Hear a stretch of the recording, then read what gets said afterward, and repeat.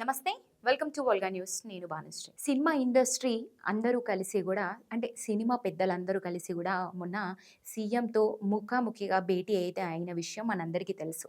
అయితే దీని మీద కేటీఆర్ మాట్లాడుతూ కొన్ని ఏదైతే బాధాకరమైనటువంటి వాక్యాలైతే మాట్లాడడం జరిగింది. కేటీఆర్ చేసినటువంటి వాక్యాలు గూడా బాధాకరం అంటూ దిల్ రాజు గారు ఒక లెటర్ అయితే రాసారు. ఆ లెటర్ ఇప్పుడు మీ ముందే ఉంది. నేను చదివి వినిపించే ప్రయత్నం కూడా చేస్తాను. అదేవిధంగా సీఎంతో జరిగినటువంటి సమావేశం ఒక్కరిద్దరితో కాదు, సినీ పెద్దలందరి సమక్షంలో నిర్వహించడం అయితే జరిగింది. ఇది అనవసరంగా చాటుమాటు వ్యవహారం అయితే కాదు. మీరు చేసినటువంటి వాక్యాలు ఏవైతే ఉన్నాయో అవి మాకు చాలా బాధాకరం. అనవసరంగా మీరు మమ్మల్ని సినీ పరిశ్రమని రాజకీయంలోకి అనవసరంగా లాగుతున్నారనిపిస్తోంది కేటీఆర్ గారు అంటూ కూడా ఒక లెటర్ అయితే రిలీజ్ చేశారు దిల్‌రాజు గారు. ఈ లెటర్‌లో కూడా ఆయన ఎంతో భావోద్వేగానికి గురైనట్టుగా కూడా తెలుస్తోంది.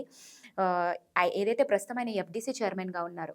మీరు ఎందుకని అనవసరంగా ఇలాంటి మాటలు మాట్లాడుతున్నారు కేటీఆర్ గారు అంటూ కూడా ఒక హెచ్చరిక లెటర్‌గా అయితే ఇది కనిపిస్తున్నట్టుగా అయితే తెలుస్తుంది. ఒకసారి ఈ లెటర్ ఏ విధంగా ఉంది? ఆయన ఏమేం ఈ లెటర్‌లో పేర్కొన్నారు? ఒకసారి చదివి వినిపించే ప్రయత్నం అయితే చేస్తా. గౌరవ తెలంగాణ సీఎం రేవంత్ రెడ్డి గారితో జరిగినటువంటి తెలుగు చిత్ర పరిశ్రమ సమావేశంపై గౌరవ మాజీ మంత్రి కేటీఆర్ గారు చేసిన వాక్యాలు చాలా బాధాకరం.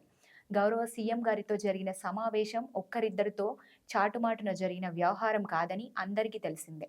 తెలుగు చిత్ర పరిశ్రమ బాగోగుల గురించి అత్యంత స్నేహపూర్వకంగా ఎలాంటి దాపరికాలు లేకుండా జరిగిన ఈ సమావేశం పట్ల తెలుగు చిత్ర పరిశ్రమ చాలా సంతృప్తిగా ఉంది.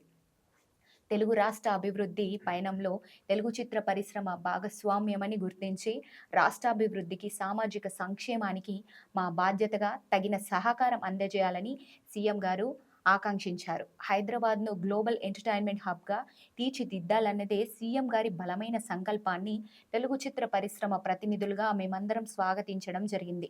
కాబట్టి అనవసర వివాదాల్లోకి తెలుగు చిత్ర పరిశ్రమను లాగి పరిశ్రమకు లేనిపోని రాజకీయాలను ఆపాదించొద్దని మా మనవి. రాజకీయ దాడి ప్రతిదాడులకు దయచేసి పరిశ్రమను వాడుకోవద్దని అందరినీ కోరుతున్నాం.